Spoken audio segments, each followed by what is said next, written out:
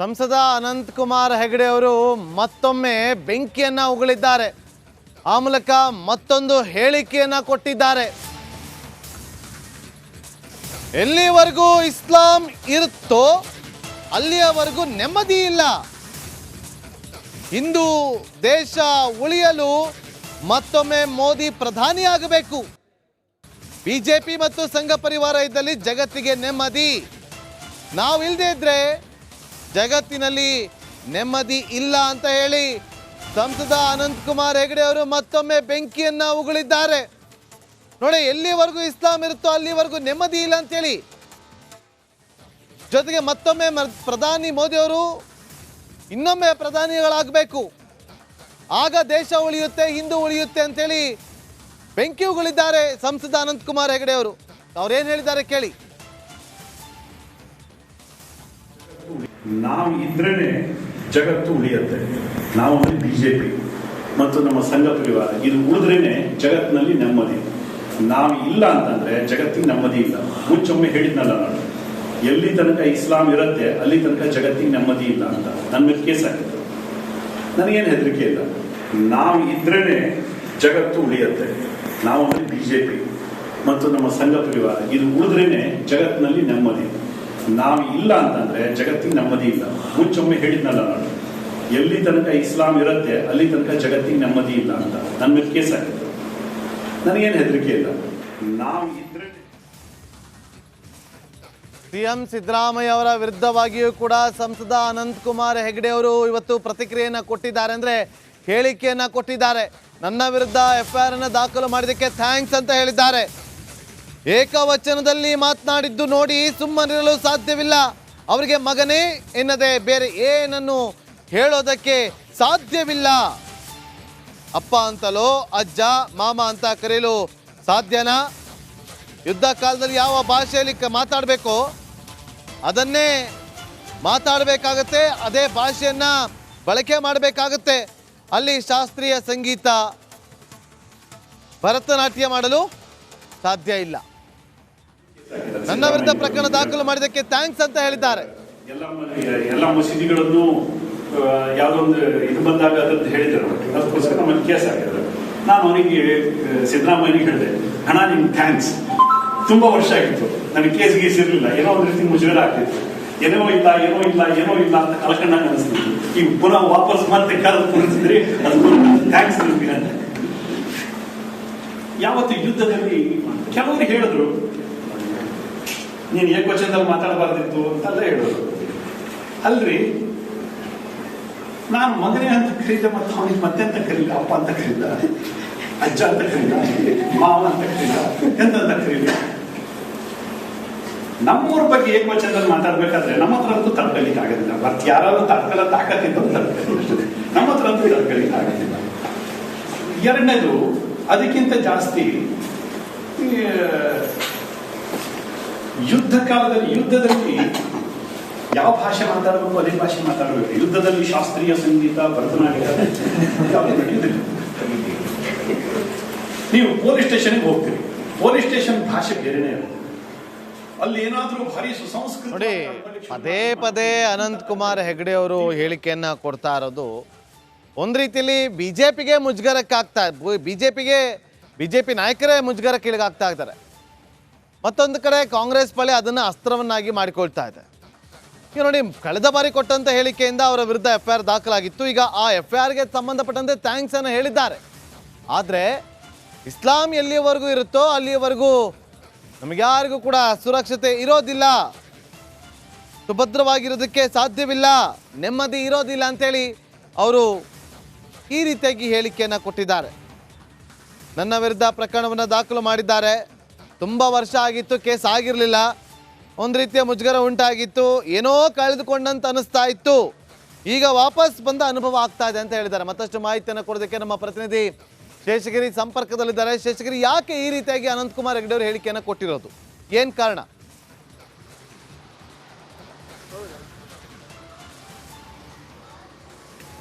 ಹೌದು ನಾಗೇಂದ್ರ ಬಾಬು, ಉತ್ತರ ಕನ್ನಡ ಜಿಲ್ಲೆಯ ಬನವಾಸಿಯಲ್ಲಿ ಬಿಜೆಪಿ ಪಕ್ಷದ ಕಾರ್ಯಕರ್ತರ ಸಭೆಯಲ್ಲಿ ಲೋಕಸಭಾ ಸದಸ್ಯರಂತ ಅನಂತಕುಮಾರ್ ಹೆಗಡೆ ಮತ್ತೆ ಬೆಂಕಿಯ ಮಾತುಗಳನ್ನು ಆಡಿರುವಂಥದ್ದು. ಈ ಹಿಂದೆಯೂ ಕೂಡ ಅನಂತಕುಮಾರ್ ಹೆಗಡೆ ಈ ವಾಕ್ಯವನ್ನು ಕೂಡ ಹೇಳಿರುವಂಥದ್ದು. ಯಾಕಂತ ಹೇಳಿದ್ರೆ ಎಲ್ಲಿವರೆಗೆ ಇಸ್ಲಾಂ ಧರ್ಮ ಇರುತ್ತೋ ಅಲ್ಲಿವರೆಗೂ ಕೂಡ ಜಗತ್ತಿಗೆ ನೆಮ್ಮದಿಲ್ಲ. ಹೀಗಾಗಿ ಹಿಂದೂ ಮತ್ತು ದೇಶದ ಉಳಿವಿಗಾಗಿ ನರೇಂದ್ರ ಮೋದಿಯವರನ್ನು ಮತ್ತೆ ಪ್ರಧಾನಿಯಾಗಿಸಬೇಕೆಂಬ ಮಾತುಗಳನ್ನು ಹೇಳಿರುವಂಥದ್ದು. ಯಾಕಂತ ಹೇಳಿದ್ರೆ ಸಂಘ ಪರಿವಾರ ಮತ್ತು RS ಇದ್ದರೆ ಮಾತ್ರ ಜಗತ್ತಿಗೆ ನೆಮ್ಮದಿ ಇದೆ, ಇಲ್ಲದಿದ್ದರೆ ಜಗತ್ತಿಗೆ ನೆಮ್ಮದಿ ಇಲ್ಲ ಎಂಬ ಮಾತುಗಳನ್ನು ಆಡಿದ್ದಾರೆ. ಇದೇ ವೇಳೆ ಸಿದ್ದರಾಮಯ್ಯವರ ವಿರುದ್ಧ ಕೂಡ ಅನಂತಕುಮಾರ್ ಹೆಗಡೆ ಅವರು ಕಿಡಿಕಾರಿದ್ದಾರೆ. ಯಾಕಂತ ಹೇಳಿದ್ರೆ ನನ್ನ ಮೇಲೆ ವಿನಾಕಾರಣ ಕೇಸನ್ನು ಹಾಕಿದ್ದಾರೆ. ಯಾಕಂತ ಹೇಳಿದ್ರೆ ಯುದ್ಧ ಕಾಲದಲ್ಲಿ ಯಾವ ರೀತಿ ಉತ್ತರ ಕೊಡಬೇಕು ಅದೇ ರೀತಿಯಾಗಿ ಉತ್ತರ ಕೊಟ್ಟಿದ್ದೇನೆ ಮತ್ತು ಯುದ್ಧದ ಒಂದು ಭೂಮಿಯಲ್ಲಿ ಭರತನಾಟ್ಯ ಮತ್ತು ಸಂಗೀತಾಭ್ಯಾಸವನ್ನು ಮಾಡಲಿಕ್ಕೆ ಸಾಧ್ಯವೇ ಇಲ್ಲ. ಹೀಗಾಗಿ ಅದೇ ದಾಟಿಯಲ್ಲಿ ನಾನು ಉತ್ತರವನ್ನು ನೀಡಿದೆ ಎಂಬ ಮಾತುಗಳನ್ನು ಹೇಳಿರುವಂಥದ್ದು. ಯಾಕಂತ ಹೇಳಿದ್ರೆ ಈಗಾಗಲೇ ನನ್ನ ಮೇಲೆ ಕೇಸುಗಳನ್ನು ಹಾಕಿದ್ದಾರೆ. ಹಾಕಲಿ, ಕಳೆದ ಹಲವು ವರ್ಷಗಳಿಂದ ನನ್ನ ಮೇಲೆ ಯಾವುದೇ ಕೇಸುಗಳು ಇರಲಿಲ್ಲ. ಈಗ ಮತ್ತೆ ಕೇಸುಗಳನ್ನು ಹಾಕೋದ್ರ ಮೂಲಕ ನನ್ನ ಹಿಂದಿನ ಅನುಭವವನ್ನು ಮತ್ತೆ ಮರುಕಳಿಸುವಂತೆ ಮಾಡಿದ್ದಾರೆ ಸಿದ್ದರಾಮಯ್ಯರೆಂಬ ಮಾತುಗಳನ್ನು ಹೇಳಿದ್ದಾರೆ. ನನ್ನ ಹೇಳಿಕೆಯನ್ನು ನಾನು ಸಮರ್ಥನೆ ಮಾಡಿಕೊಳ್ತೆ ಎಂಬ ಮಾತುಗಳನ್ನು ಇದೇ ಸಂದರ್ಭದಲ್ಲಿ ಅನಂತಕುಮಾರ್ ಹೆಗಡೆ ಅವರು ಹೇಳಿರುವಂಥದ್ದು. ನಾಗೇಂದ್ರ ಬಾಬು. ಓಕೆ,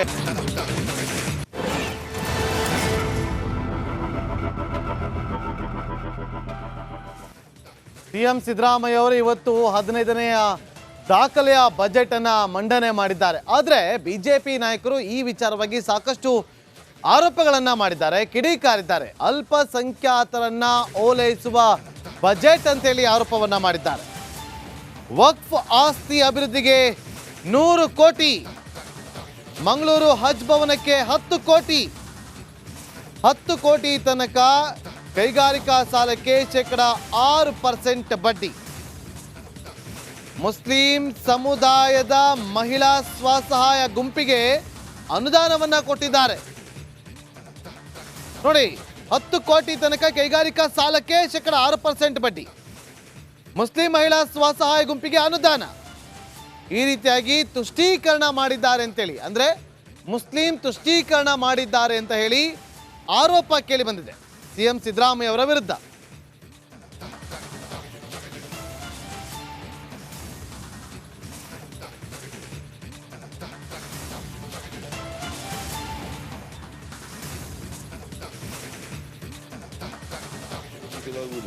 ರೇಷ್ಮೆ ನೂಲು ಬಿಚ್ಚಾಣಿಕೆಯಲ್ಲಿ ತೊಡಗಿರುವ ಅಲ್ಪಸಂಖ್ಯಾತ ಫಲಾನುಭವಿಗಳ ಆರ್ಥಿಕ ಸ್ಥಿತಿಯನ್ನು ಉತ್ತಮಪಡಿಸಲು ರೇಷ್ಮೆ ಇಲಾಖೆ ಮೂಲಕ ತರಬೇತಿ ಮತ್ತು KMDC ಮೂಲಕ ಸಾಲ ಸೌಲಭ್ಯಗಳನ್ನು ನೀಡಲಾಗುವುದು.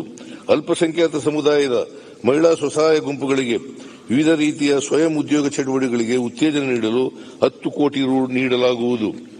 ರಾಜ್ಯದಲ್ಲಿನ ವಕ್ಫ್ ಆಸ್ತಿಗಳ ಸಂರಕ್ಷಣೆ ಮತ್ತು ಅಭಿವೃದ್ಧಿಗಾಗಿ 100 ಕೋಟಿ ರು ಅನುದಾನ ಒದಗಿಸಲಾಗುವುದು ಹಾಗೂ ಭಾರತೀಯ ಪುರಾತತ್ವ ಇಲಾಖೆ ವ್ಯಾಪ್ತಿಯಲ್ಲಿರುವ ವಕ್ಫ್ ಆಸ್ತಿಗಳನ್ನು ಆದ್ಯತೆಯ ಮೇರೆಗೆ ಅಭಿವೃದ್ಧಿಪಡಿಸಲಾಗುವುದು.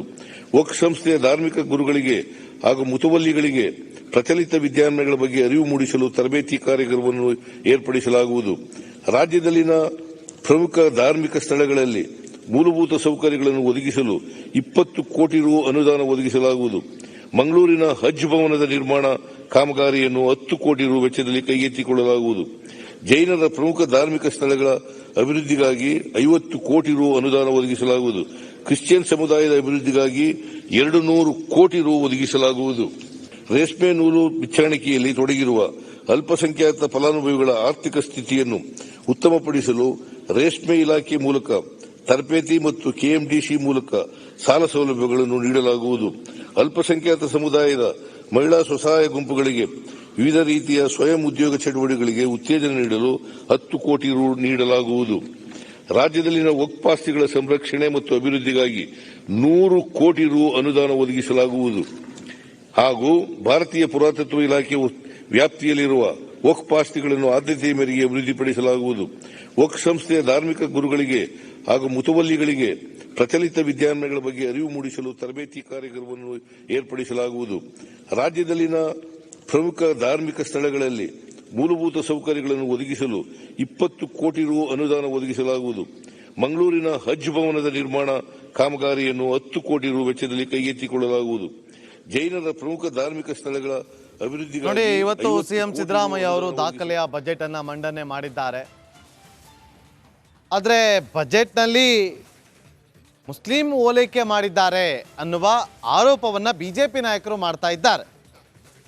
ಕಾರಣ, ವಕ್ಫ್ ಆಸ್ತಿ ಅಭಿವೃದ್ಧಿಗೆ ಅಂತೇಳಿ 100 ಕೋಟಿ, ಮಂಗಳೂರು ಹಜ್ ಭವನಕ್ಕೆ 10 ಕೋಟಿ, ಮುಸ್ಲಿಂ ಮಹಿಳಾ ಸ್ವಸಹಾಯ ಗುಂಪಿಗೆ ಅನುದಾನ. ಈ ವಿಚಾರವಾಗಿ ಈಗ ಬಿಜೆಪಿ ನಾಯಕರು ಕಿಡಿಕಾರ್ತಿದ್ದಾರೆ.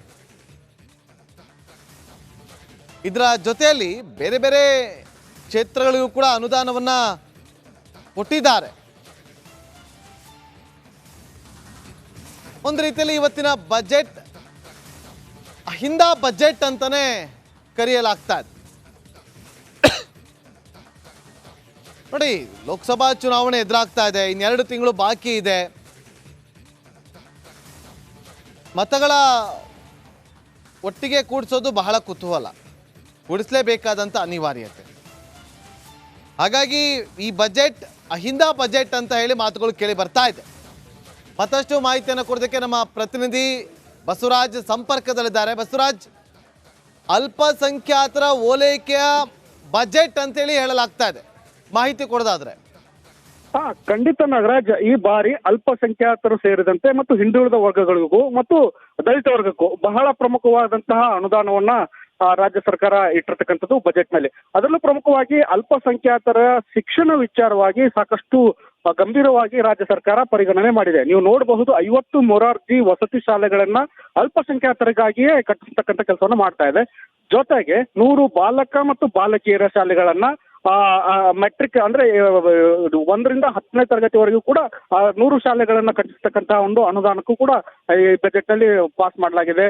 ಜೊತೆಗೆ 25 PUC ವಸತಿ ನಿಲಯಗಳನ್ನ ನಿರ್ಮಾಣಕ್ಕಾಗಿ ಒಂದಷ್ಟು ಹಣವನ್ನ ತೆಗೆದಿಡಲಾಗಿದೆ.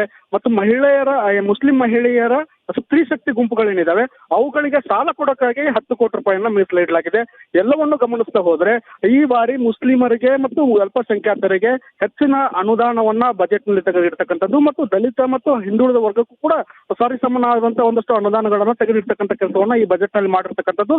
ಈ ಮೂಲಕ ಅಂದ್ರೆ ಪರ್ಟಿಕ್ಯುಲರ್ ಆಗಿ ಅಲ್ಪಸಂಖ್ಯಾತರಿಗೆ ಹಣ ತೆಗೆದಿಟ್ಕೊಂಡು ಇಟ್ರೆ ಅದನ್ನ ಬಿಜೆಪಿ ಟೀಕೆ ಮಾಡುತ್ತೆ ಅನ್ನುವಂಥ ವಿಚಾರವಾಗಿ ಅದನ್ನ ಶಿಕ್ಷಣದ ಮೂಲಕ ಮತ್ತು ಇನ್ನುಳಿದಂತಹ ಅವರ ಆರ್ಥಿಕ ಸ್ವಾವಲಂಬನೆಯನ್ನ ಮಾಡ್ಕೊಳ್ಳುವುದಕ್ಕಾಗಿ ಈ ಒಂದು ಹಣವನ್ನ ಮೀಸಲಿಡಲಾಗಿದೆ. ಇದು ಇನ್ನಷ್ಟೇ ಬಿಜೆಪಿ ಅದರ ಬಗ್ಗೆ ರಿಯಾಕ್ಟ್ ಅನ್ನ ಮಾಡಬೇಕಾಗಿದೆ. ಸದ್ಯದ ಮಟ್ಟಿಗೆ ಈ ಒಂದು ಬಜೆಟ್ ಅಹಿಂದ ಬಜೆಟ್ ಅನ್ನುವಂತಹ ಮಾತುಗಳು ಆರ್ಥಿಕ ತಜ್ಞರಿಂದ ವ್ಯಕ್ತವಾಗ್ತಾ ಇದಾವೆ.